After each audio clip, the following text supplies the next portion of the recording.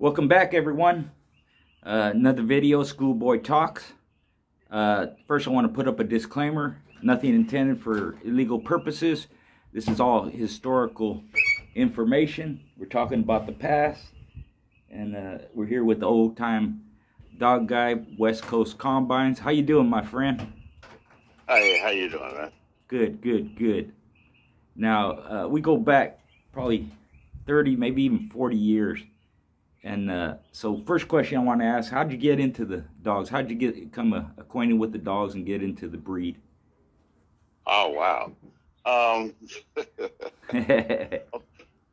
Some friends of mine, okay, had some dogs. And I really wasn't familiar with them at all.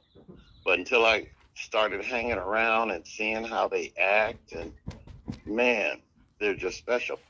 And I was just attracted to them. Particularly, one dog, his name was Dempsey, okay? And he was a little bitty, I'd say maybe 30-pound dogs, okay? He was a little bitty white dog with cross-eyed, but he was just the perfect dog, you know, as far as the way he acted. And he was so protective, you know? And he stayed in the house, but he really didn't like other dogs. And I saw him one day when I was visiting my buddy Johnny, and a dog, a big shepherd, had passed by. And Demps, with as little as he was, oh my goodness, he responded and chased the shepherd off and came back home and everything like that. And me and the dog just got attached. And ever since then, I kind of fell in love with the breed. That was your first dog, Dempsey? I'm sorry? That was your first dog, Dempsey? Actually, he was never mine because my buddy wanted to keep him. Okay. I tried to buy him. Yeah. No, but that was just my first encounter with the breed. You know? Right. And then when I understood his pedigree, and started seeing the consistency in his bloodline. That's what really got me. Right. And my first one was bred not like that. She was actually kind of, well, now she'd be considered scatterbred. She had a lot of other lines in her. Her name was Sheba. She was small like that. She was aggressive like that, but she was real physical, real muscular and strong, and that was natural. And ever since then, that was it. Yeah. How was she bred? I didn't get involved with the game dogs until a little bit later, and that was simply just by being around people at dog shows and at people that was deeper into it, and started reading and learning. And just got attached to him. Right. How was she bred? Sheba? I'm sorry? How was she bred? Oh, okay. She was she had a little bit of everything. Okay. She had a lot of Klaus in her. She had some old family in her, and she had some a little bit of staff in her, to tell you the truth. Okay. But like I say, she was just a nice family dog. Right. And she was a lot of fun. And Dempsey, how was he bred? Dempsey was a cold dog. He was a cold dog with a little bit of hemp hill in it. I don't remember his exact pedigree.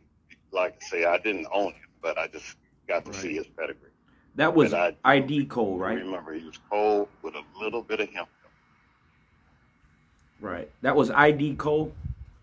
Yeah. Uh-huh. Yeah. Right. Now, back then, when you started getting involved, you know, and seeing all these dogs and pets, what were some of the, how would I say, some of the popular bloodlines that were around at that time?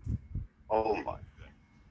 Back then, there was and again, this was a lot of years ago, there was a lot of hemp hill dogs around. And there was, of course, there was a lot of Eli dogs. And where I was, that was the and some boomerang dogs. And where I was, those were the primary breeds until I started getting to know other people and expanding my knowledge. Um, just by listening and learning and reading. And fortunately, I was man, I just got lucky. I got attached to some people that were so knowledgeable, and they helped me a great deal. And that started with me going to dog shows, the ADVA shows and whatnot. And at that time, man, it was a big deal. Everybody wanted to go to a dog show.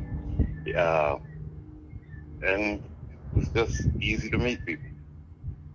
Right, right, yeah. Uh-huh. That now, when you got really heavy into it, involved and all that, which bloodlines or families of dogs or whatever did you prefer, or did you end up with? Did you start working with? Okay. Me myself, I got involved with what, man, a wonderful line of dogs. I'm talking intelligent. I'm talking they had deep gameness. They had everything. But you have to understand them, okay? And those were actually Hank and Jimmy Boots type dogs. They were, and I mention them because most people don't really consider the genetic similarities between the families, and they are very similar. That's true. And those were the dogs that attracted me and got my attention. And a lot of it had to do with the people that I was around. And of course, I really liked the dog that Bert Sorrell bred, especially Shoshone. Okay, Right. I was really attached to him too. Right. Yeah, those were some. I saw some of them, and I was around some of them. In fact, we were at a show down south, and I forget her name, but it was Wilkerson's wife, and my friend, Maureen. my friend was talking to her and talking about Little Boots because he had a son of Little Boots. He called him Hank. He was he was from that Stratton breeding. Okay. Right. Okay. And she goes, "Hey, you want to see him?" And he goes, "Yeah." She goes, "Let me go home." She lived not too far away. She went home, brought him back, man. He was a beautiful dog. He was old already, but just a nice put-up dog. But being around those dogs, they were really intelligent, as far as just all-around type of dog. You could train them. A lot of them could be off lead, but in action, they had a lot of finish, hard mouth, strong, Yes. Yes. And what was your experience with those dogs? Well, actually, those dogs, to me, were about the best that you could have. I mean, they had everything. And if you understood, okay, how to maintain them, and that really goes along with pretty much every line of dogs because they're genetically different. Just like people. We are similar, but we're different, okay? And the dogs in the different lines have different tendencies, different behaviors, and we as people often make mistakes and expect too much too soon from our animals. Just because they act a certain way at a certain age does not mean they're fully ready, okay?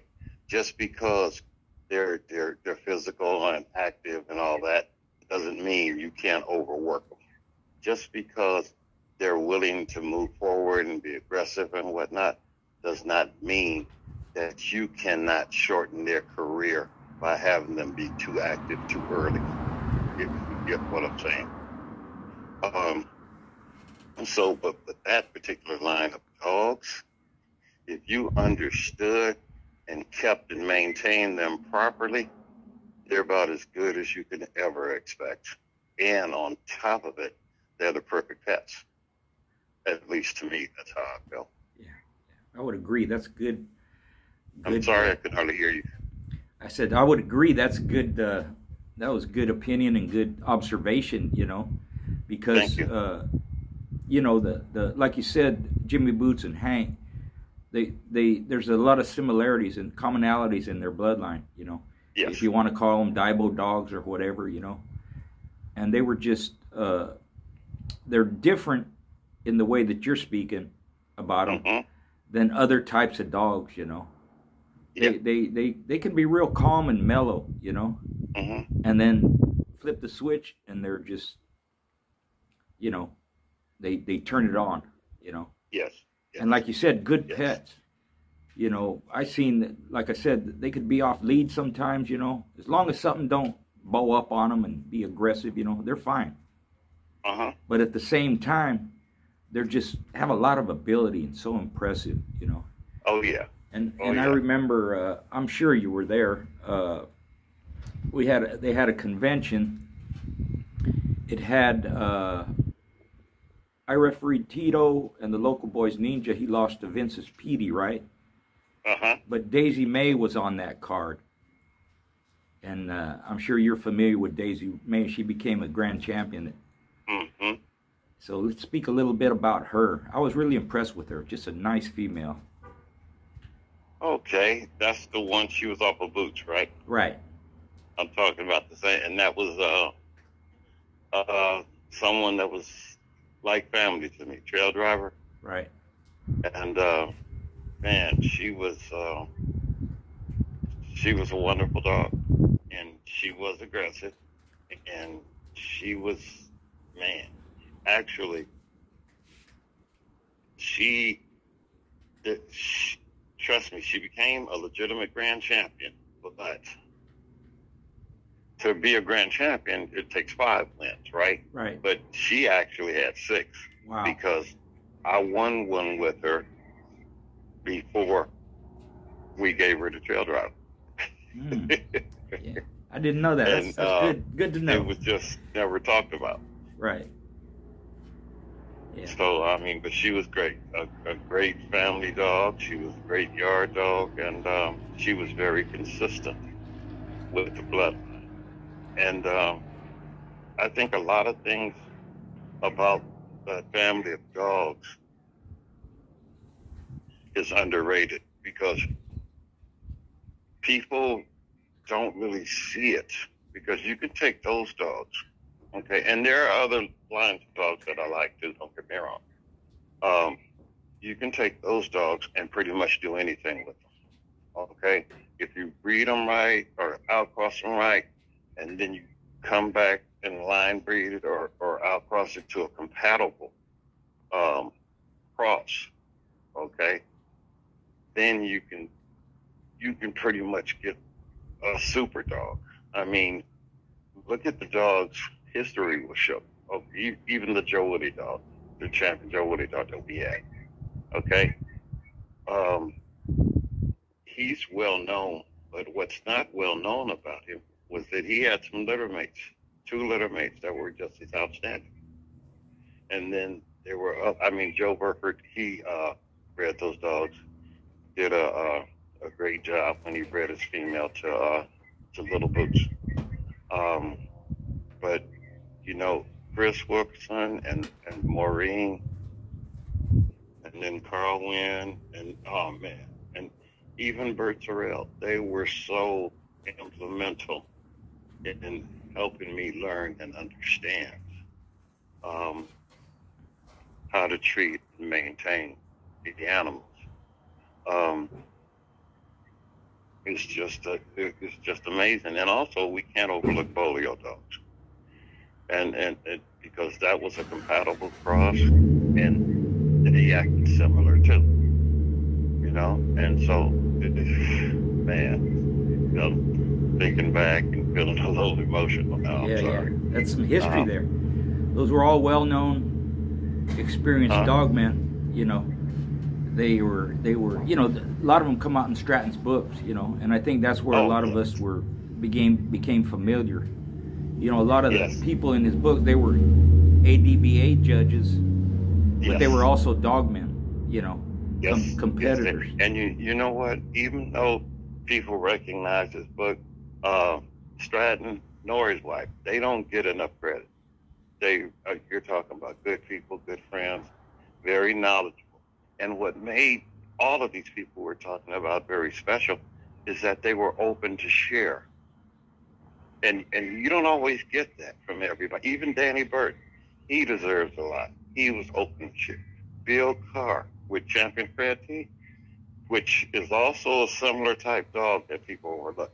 But man, very special. And Bill Carr was open to share. All of these people, Vince Cooper, and he had the weenie dog. But he was open to share. You know? Yep. And these Yep. are the type of dog, man, that, man, I hope if there's anybody involved in it now or still going on, I hope they have the type of mentors that are willing to help and share so that the dogs don't suffer, because the mistakes that people make are often reflected in the dog's performance. And then what people do, instead of taking responsibility for their mistake, they blame the dog, or they blame the breeder, or they blame the bloodline. And that is a major mistake. Very well said. That's true. That's so true. And, you know, most of the people you've mentioned here, you know, I've met them, or I know them pretty well, you know, and they are willing to share. That's something that's, on the whole, that doesn't happen a lot, you know. I'm sorry? I said, on the whole, that doesn't happen. Dogmen don't generally share stuff, you know. Right. But there are those that do. And Yes. and those are some of them that do, you know. And you can learn a lot. What you said about the dogs, how they reflect us, that's true, you know. Yes. Your bloodline, your Yes. family of dogs is reflective of the breeder or the owner or the person, you know. Exactly. Yeah, You know what? And I'm not trying to, I mean, we're talking about the past, so 30, 40 years ago. But there were some things that we did, especially when there was a contest coming up. And there were certain things that I'll always remember. I mean, there were situations to where we were at a show, and a dog didn't perform too well. And this happened more than once. And we ended up acquiring the dog. One time we bought one. The other time they were going to put it down, and we talked them into giving it to us. And both times, when we came back, we were successful against the same person we got the dogs from that had given up on the dog. Yeah. And then we explained to them, the dog didn't give up because we saw it in the dog's eyes. What you didn't do is that you didn't have the dog prepared properly. We did that a couple of times, and then there was another thing that we always did. If we found out that the competitor's dog lived on concrete, we raised a bet. Wow, that's interesting. That makes that much of a difference, huh? I'm sorry? It makes that much of a difference, huh?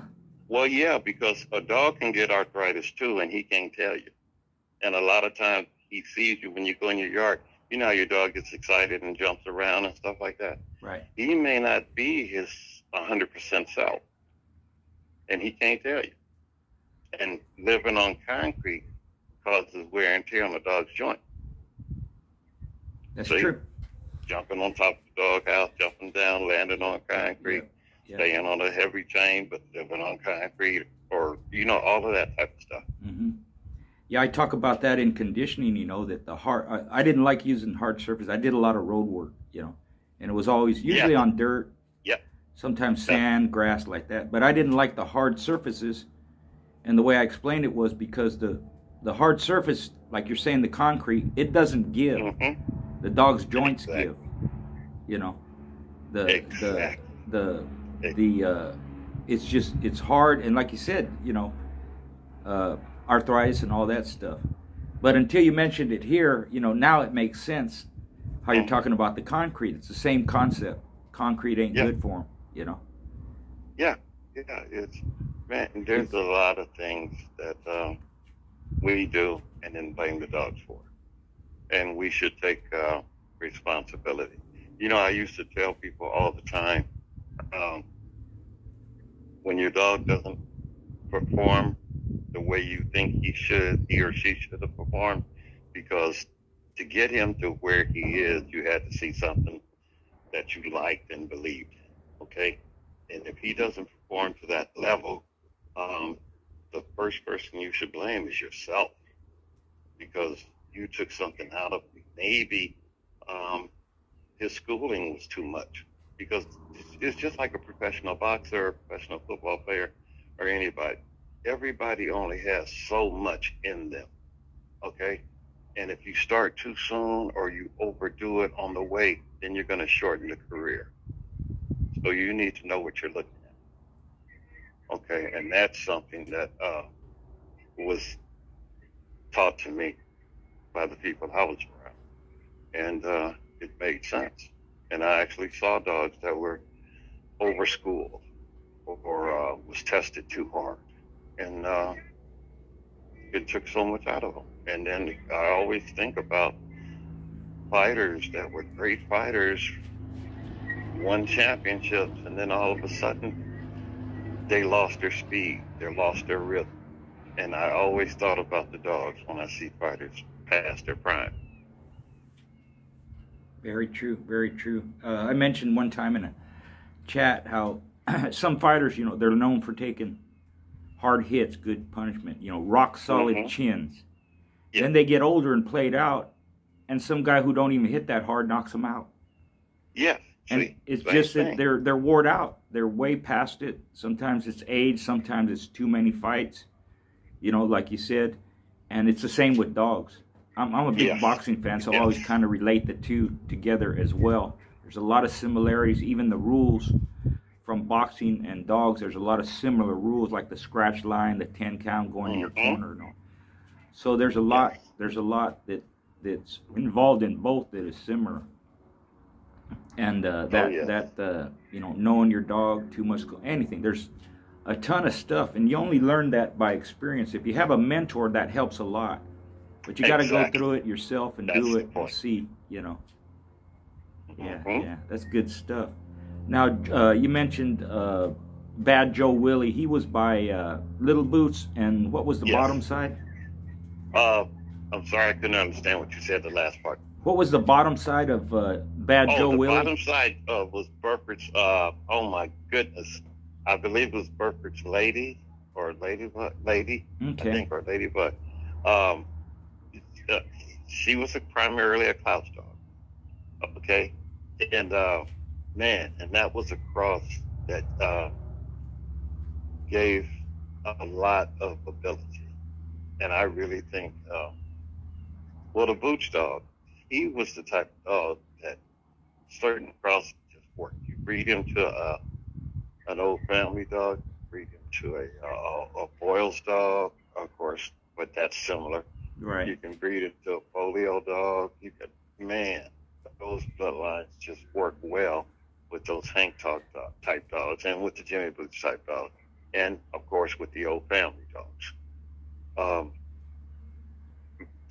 And then you know what I really liked also was certain triple crosses where you would take, where you could do it with the polio dogs too. You take that and cross it with Eli and old family dogs, and that triple cross is pretty consistent. That way you get a super athlete. Right. In fact, I don't know if you remember Mexican Dan. Yep, I sure do, and I have a lot of respect for him too. Right, Daryl Hook and them, they made that. It was a Bolio Corvino Eli cross. Those were some good dogs. Yeah, those are some good dogs. Yeah, man, there's so much. I think Little Boots was just such a great producer. You know that I agree. He could breed them to almost anything. Now, Grand Champion Daisy May, what was her bottom side? Give me a minute. Oh goodness, I gotta think about it. That was Boots to oh my goodness, Carnahan. What was that dog that Carnahan had? Mary? Yeah. trying to remember. It was he was a show champion too. I can't remember right now. Mm-hmm. I'm getting old. Yeah, I forget too. I kind of remember some ID cold blood in there somewhere. Yeah. Is that what it was? It was. It was some cold dogs. Okay. That's what I remember. Yeah. Man. Those are all. We're talking about all West Coast dog guys and women, you know, and just a lot of experience, you know, and a lot of information. And like you said, you know, even like you said, the Soros dog, the Shoshone stuff, you know, I went out there and visited him. Shoshone, just a beautiful animal, man, and man, I loved his attitude too. Yeah.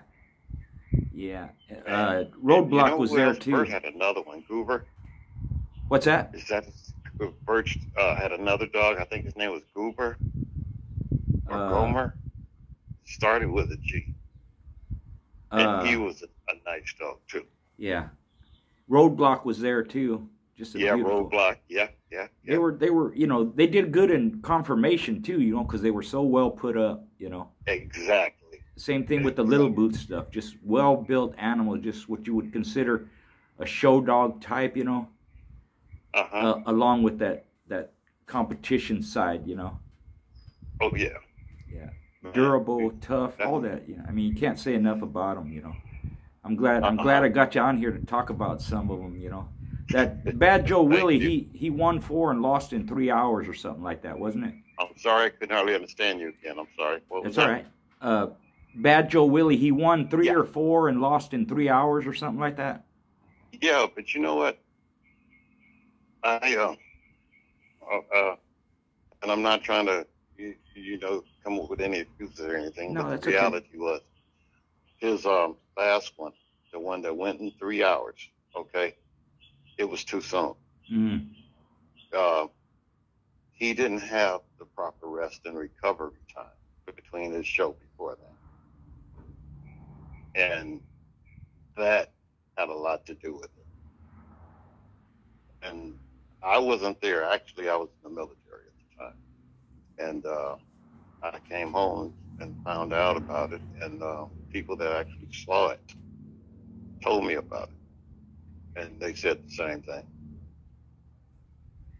They said it was too soon. Yeah, that goes back to what you were... He had his mouth, he had his gameness and all that. He wasn't himself. Right. That goes back to what you were talking about earlier, you know. That's one of the things, too, that people needed to be mindful of in the past was that rest time in between. Sometimes they look okay on the outside, but they're not. They're not fully healed on the inside, you know. And they need sometimes they need a long rest depending on how it went and all that, you know. And you have to be mindful of that too, you know. I just remember I wasn't there either, but I remember the events, you know, and Bad Joe Willie, another good-looking dog too, just well put up, man, just a nice-looking dog, nice head on him, you know. Yeah. Man, you're bringing back all kinds of memories, man. Well, let's talk about some of the other dogs you had too that you remember. Okay. That what? Let's talk about some of the other dogs you had too that you remember back then. Sure. Okay. Man. May take me a minute on some of the pedigrees. But, okay. We had some, man, I got some memories. Like one dog in particular, okay, and this was actually my son's dog. His name was Ike, and he was an Eli cross. All right, and he, man, he had everything, and he was one. He had ability. Of course, he had the mouth that Eli dogs are known for, and he had the bottom end too, as far as games. And I think people overlook that because there are a lot of game Eli dogs out there. At least there were at the time. I don't know what's going on now, but him, and then I look at there was a couple dogs that came from Vince Cooper, and they were awful weaning. They also had were just complete all-around dogs. Rough as all outdoors, but They were complete all-around dogs. And then there were some dogs that some old family, Hank, the triple cross I was talking about. Some old family, some Hank and some Eli. Man, there's just so many good ones that I remember. And there was an inbred cold dog, a female that I like. And of course, there was some boomerang dogs. As a matter of fact, Cap, uh, he had some dogs. And me and him, we were like, we had the weirdest connection. Okay. We were like family, and we're still close now, but we were adversarial. Okay. Right. And it actually helped us in our connection, and it helped us with dogs.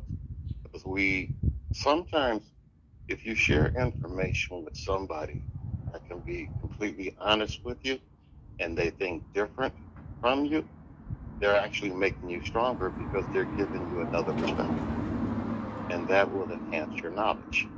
And that's the kind of connection we had. And man, it's just so many and so much, you know. And then, of course, there was Champion Scooby that Paul had him. And I actually bought him from Paul. And we won our championship. And man, and he was an old family dog. And he was a complete dog. You know, and he surprised you. Actually, I'm trying to remember the dog's name. He was the dog we went into for his championship. Was considered the best dog in the country, and it was even written about in the magazines that he was the best dog in this country. And we went to the show was at his house, and Scooby stopped him, and that was a tremendous memory. I'll always remember that. Yeah. And don't get me wrong, I'm not trying to glorify anything. You know, I'm just remembering things from the past. Right. No, it's all true. They were, you know, the old family stuff was real popular back then, you know. And I saw some. Oh yeah. I saw some good ones, you know. And you talking about like that, you know, that just brought back some memories, you know. And what the ones you saw or had, or you know, what family did they come from, or where were they from? Now that is a very good question. I wish I could answer. I know. Oh my goodness, a lot of Hemphill dogs, a lot of. Oh my goodness, I want to say Wallace, but I'm not sure, and I don't want to misquote or give you anything wrong. Unfortunately, I don't have my paperwork. Right. And I'm just remembering things. Right. Actually, from my mind and from my heart. Right. And I may not be as consistent, and I don't want to be wrong and share any misinformation. Most of them did come, you know, down from Hemphill, and you have the Wilder stuff, the Geronimo stuff, and yes, Geronimo, yes, yeah, yes, right, yes. Right. Yeah, yes. And I saw some that would you know, you look at the Peds, you would consider them show dog bred, you know, maybe PR or something, staff or something like that. They were just as good as anything else I seen, you know. Oh yeah. They have a rich history, you know. A lot of them on the West Coast. Of course, they're originally from back east, but a lot of the West Coast dog guys had them, you know. Oh yeah. And oh yeah. I saw some as good as any. Yeah. Man, there's a lot of stuff, man. Yeah. Traveling all over. The thing about, you know, when you're in Southern California, you know, there was a lot of competition there, a lot of dog guys, you know. And then some of them would cross the border into Baja and compete also, right? Oh yeah, man. And it's so much over there because things are different, you know, and you can learn so much. But you know what? I think a lot of the things that held us back here in California, um, which goes back to what I was mentioning earlier. We didn't treat our dogs right. We didn't maintain them right. We didn't condition them right. We did everything more so for ourselves than for the animals. Um, let me give you an example. Just like conditioning. Okay, road work to me was the best form of conditioning, and I had the most success with it. Road work, and then of course we do a light treadmill work. Okay, but the foundation is road work and hand walking. Okay, and light treadmill work. And then a lot of people made the mistake of abandoning road work and instead using the email. And the primary mistake with that is with the email will make you look like you're in shape, but you're not. And then the carpet mill, people don't understand that is actually considered a form of strength work. It's usually hard to turn. And then the slap mill is something that you can usually overwork the dog on. See? So, but with road work and using those other ones as like an offset, you know, is road work, then you can have a better conditioned animal. I totally agree. I think that road work, because it's natural, more natural, you know, the way the dog moves, the ground gives and all that, and up and down. And, you know, I used to tell people, you know, with road work that you're working the dog and the surface is not always even, you know. Right. So the dog has to pay attention where he's going while keeping his feet under him, you know. Uh-huh. They have to be cognizant of their surroundings, you know. Uh-huh. With the apparatus, the surface doesn't change. And like you said, you could overdo it. And they all have their place. You know, like you said, mild mill work. That's great.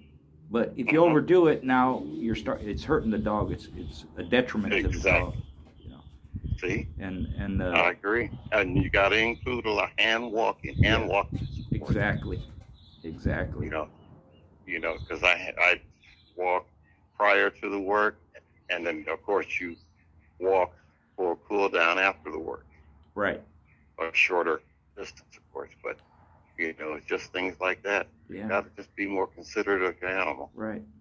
I tell them, pay attention. Just watch the dog. He'll tell you if you know how to read the signs or you know your dog. Exactly. They'll tell you everything about them. They'll tell you when they're too tired. You know, put them up. Yeah. They'll tell you when they're feeling good. They'll tell you how the recovery goes, you know, and all that. And I just liked it. You know, I lived out in the country, so I had hundreds of acres out there. Why not take advantage? You know, I didn't even use a mill after some point. You know, oh man, that's great. Yeah, just the you know, basically the road work. I did some strength work, but just on a bike, beside a bike. You know, people do it beside their vehicles, or they use an ATV or something. However you do it, I just love the natural work. You know, and the dogs like it better too because they're out there in the fresh air and all that. They can. Oh yeah, that's what I used to do. I used to use an electric scooter. I'd ride the scooter and the dog run right next to me. Yeah, that's smart. Man. Yeah. What kind of feed did you like to use? Did you feed during a keep or just regular, you know, everyday maintenance and in keep, you know? Well, actually, during the keep, believe it or not, I fed Perino high protein. And I gave them about a cup, depending on the size of the dog, about a cup and a half, and I would use some meat mixed with that. And then, but on the regular feed, I just fed regular dog food, regular Purina, but not high protein. Right, yeah. That's just the way we did it at the time. Well, a lot of dogs were raised on that, you know, and and they were fine, you know. Yeah. And I think in keep, they just, you know, they need that extra meat and fat, maybe vitamin or whatever, you know. Some people give all different kinds of stuff, you know. People ask me, what's the best food? I tell them there ain't no best food. Whatever works, you know. You got to practice it and check it out. And, Yeah. you know, dogs are, you know, they need protein and fat basically, and then you add other stuff to it, you know. That's right. But I mean, tons of dogs were. Actually, Purina at the time was a lot better than some of the other brands they had out there, you know. Oh, I agree. That was Man. that was the good stuff. One thing about Purina too is they had a kennel of dogs, so they tested all their feed, you know. Oh yeah. So it was perfect for us. Yeah, yeah, yeah. Yeah. That was, you know, like you said, for daily maintenance, you know, it was good enough. The dog houses. Did you use the one you know, one plywood board? Did you use barrels, or what did you use for dog houses? Actually, back then I used plywood. Okay. The plywood dog house. Mm-hmm. You know. Mm-hmm. Now, I mean, nowadays everybody's got barrels. I see a lot of those. But yeah, we used to plywood ones. Right. Dogs jump on top of the dog house. You know. Yeah, like that. How many dogs did you have at one time? Oh boy, the most I've ever had at one time, if I remember correctly, it was about 16. Okay. That's on one yard. Yeah. Because I had dogs at other yards too. Right. Right. Because I didn't have room. And then yeah, 16 that I could remember. Mm-hmm. Mm-hmm. And then make your breedings every so often when you needed them, right? Crazy, you know. And I didn't have a big yard. I lived in the city, so right. We had to be kind of careful. Yeah, yeah. Most of the people from down south that I knew, they even up north in the Bay Area, they lived in the city. Had a smaller yard than others were known for, but I think when you do that, you know, the ones you keep are the best. What I would consider, you know, you have to be real selective, you know, because you can't have a lot of them. So they better be good ones, you know. Man. Yeah, yeah. Did you have a preference, male and female in competition, or it didn't matter? It really didn't matter. The dog decided that, because if I had one that was outstanding, or I felt was outstanding, it didn't matter. It was just, okay, it's your time. Right. You know, I didn't do that. And then some of them were not used for competition, even though they were schooled and all of that. They were worth competing with. They showed so much that they were tightly bred. I had one in particular. She was a cold dog, and surprisingly, she was, bred super tight. So she showed everything that I wanted to see in her pedigree. So she was never shown. No, I take that back. She one time off the chain. Okay. She was, and she went over an hour. Right. And an hour and 5. Yeah. Well. And after that, she just stayed at home. You know. Yeah. Her value was I had a few like that. You know, I valued them more. They were good enough to where I could compete with them, but I wanted them for breeding or you know, like that. So I didn't want to lose them, you know, for whatever reason, you know. So I held back on them, you know. Oh yeah. Oh yeah. Man. Did you have a favorite in all of them years, all of them dogs? We have favorites, you know, but kind of one that kind of stood out with you, or you just... Yeah, I actually did have a couple of favorites. Blondie, the female that we're talking about just now, she was one of them. And of course, grand champion, Daisy. And my males, of course, were a dog, one in particular. His name was Suicide Sausage. And that I didn't name him. Yeah. That was the name he came with. He was given to me as a gift by Vince Cooper. Right. And then Ike, my son's dog, and of course Joe Willie. Right. And champion Scooby. Yeah. And because Scooby had the personality, my goodness. he was just like perfect family dog. You know, he was a buddy. He really was. Yeah, yeah. You get that way with them, you know. It's hard not to. Yeah, Yeah, I yeah, saw some of the yeah. Vince Cooper dogs. They were durable and rugged, man. Just Uh-huh. tough, tough dogs, you know. Man, it's just so much, man. Yeah, yeah, They're very special. yeah. They They, deserve so much more respect than they right, get. right. Yeah. Uh, now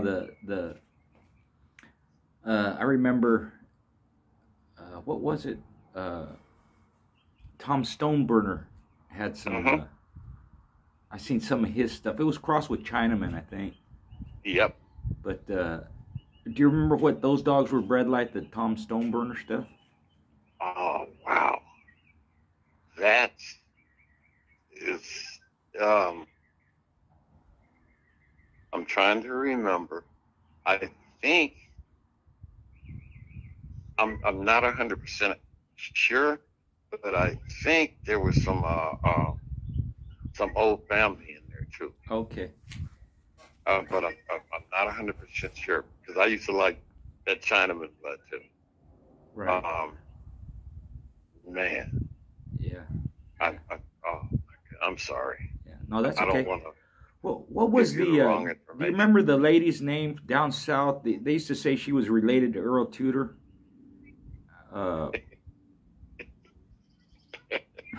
Boy, now we're really going back. Yeah. Yeah, I remember talk about it, but I don't remember her name. Yeah. What was her name? Oh my goodness. Some people actually got some good dogs for her from her that they competed with. You know. Yeah. Man, and Earl Tudor doesn't. He still should be talked about. Yeah.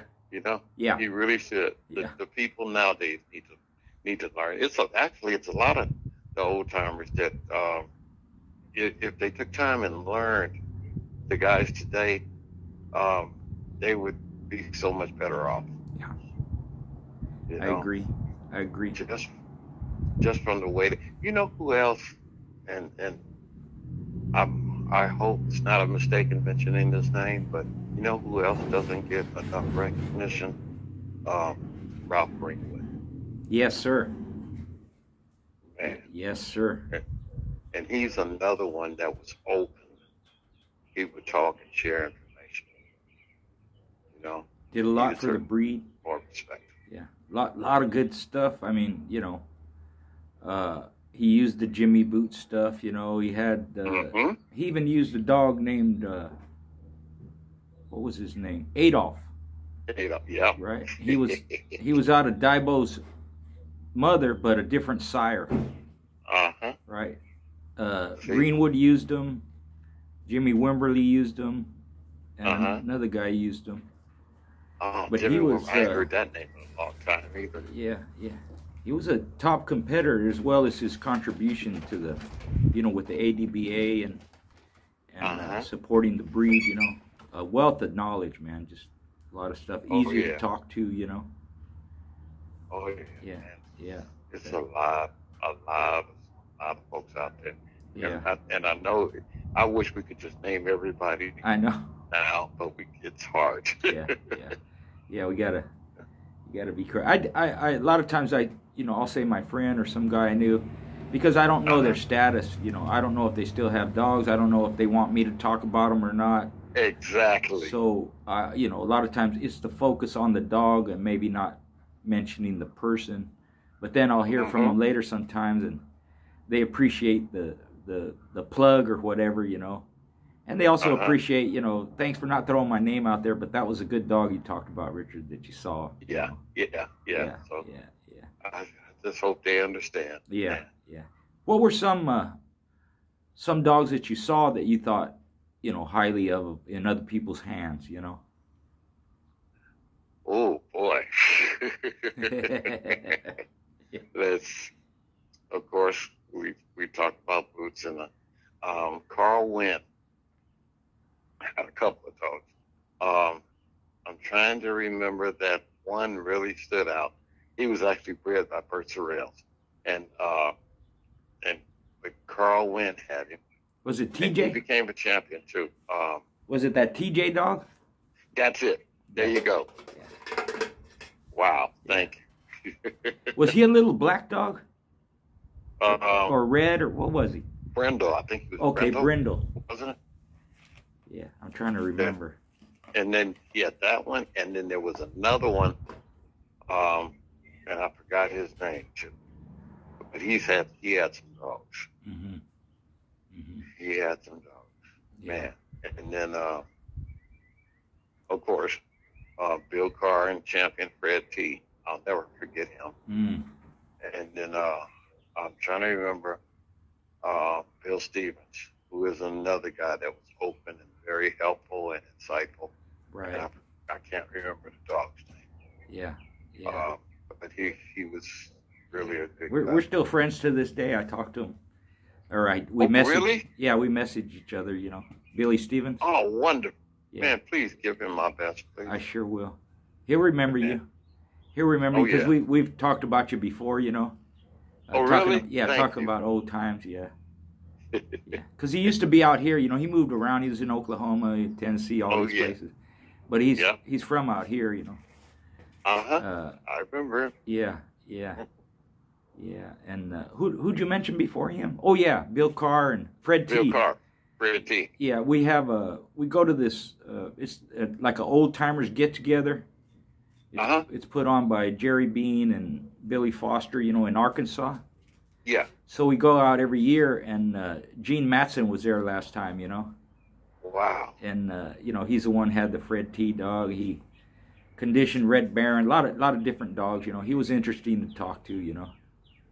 Wow. But he loved that old Fred T dog, you know. That's wonderful. These are memories. Yeah. True memories. Yeah. They were good. Some of that stuff made it out this way. I bred a female that was it was Tonka, Red Baron, Fred T bred, you know. They were some good dogs, man. Yeah, I imagine so. Yeah. Yeah. A lot of that stuff, you know, it's just Daibo blood, you know, different strains or different, you know, families or whatever. But he was so prominent, you know, in the breed, and produced so many dogs, and then his offspring and progeny after that, you know, all over the country, you know. And that's what I consider, that's where Jimmy Boots and Little Boots and all that get their traits from, you know. Kind of that stuff, you know. I never saw those Daibo dogs like that, but I imagine seeing the stuff down from them, I imagine that's what a lot of them were like, you know. Even the Dirty Mary stuff, you know, off of Hank, you know. Oh yeah. Oh yeah, those Hank dogs, man. And then too, don't forget about Hank's little mates. Yeah. Smith and Jesse. Jesse was a champion. Yep. Yeah. Smith was a game dog. Yeah, Billy incorporated that stuff. He had a lot of that, you know, that, what was her name? Grand Champion Betsy or Betty or... yeah, something like that, yeah. She was up in Oregon. Man, yeah. Man. Yeah. And then, Oregon. Remind me of Huey Gray. There you go. He's up there. Yeah. He's another one that deserves respect. Yeah. Man. What was the other one? Mo. Remember Champion Mo was off of Little Boots? Yeah. Man. Yeah. A lot of... You brought back a lot of memories. Yeah. Well, I know he produced a couple of grand champions, a couple of 4-time winners, and several other champions, and then several, you know, 1- and 2-time winners. Just good production rate, you know, good solid dogs. You know, those were good times. Yeah. Well, that about does it for now. I want to thank you for taking the time and going back in history a little bit and giving us some of your history. I really appreciate it, my friend. Man, anytime. And you know what? Thank you. You really brought back some memories, and you touched my heart in a lot of ways. And I really, really sincerely thank you. You're welcome, my friend. We'll talk soon. Thank you. We sure will.